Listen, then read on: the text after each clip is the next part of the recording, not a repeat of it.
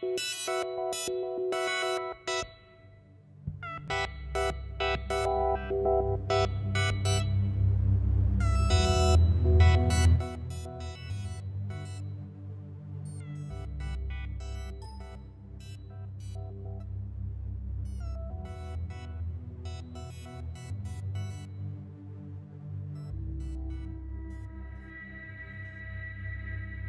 jeg har 1, 2 hender å skrive med. Gi meg 3 eller 4 spor, så jeg kan droppe min tekst.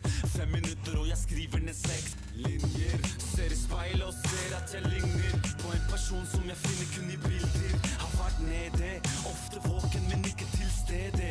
Og som en kid var det noe jeg ikke visste. At som et blad kommer jeg til å visne. Og en dag kommer mamma til å miste en sønn til ned i en kiste. Men ikke før 7-8 år til. Å bryte meg ned er ikke noe du får til. Tror jeg er blitt kald, føler ikke smerte. Så gi meg 9-10 kniver i hjertet. Bruker tid på vokaler jeg må backe. Men jeg lurer virkelig på om det er verdt det. Blitt kald så jeg føler ikke smerte. Gi meg 4 kniver til midt i hjertet. Av min handling kommer konsekvensen. Det var noe jeg ikke så når jeg var 15. Og jeg var skeptisk til å overleve reisen. Var min tanke når jeg fylte 16. Men ting som bryter meg ned, bruker jeg til å bygge meg opp. Bygge meg opp. Ting som bryter meg ned, bruker jeg til å bygge meg opp.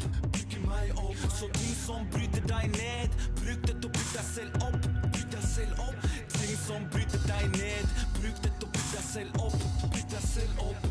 Så har ikke planer om å sette noe på vent nå. Og kan ikke tenke på alle pengene jeg har tent på. Å være 17 igjen er ikke noe jeg tenkt på. Men det var da altså på tide å spole frem nå. Jeg la 18 bars på en track når jeg var 19. Kompis kom ut på Saji sin mixtape. 2 år foran alle i min vei, så jeg fylte 21. Droppa Groruddalen 1. 3 år gikk og tiden var blitt inne til at pappa sin sønn ble et minne. Mener ikke å nevne deg igjen, bare glad du har funnet deg et hjem. Gjør det her for deg, gjør ikke det for dem. Håper bare sangene mine kommer frem.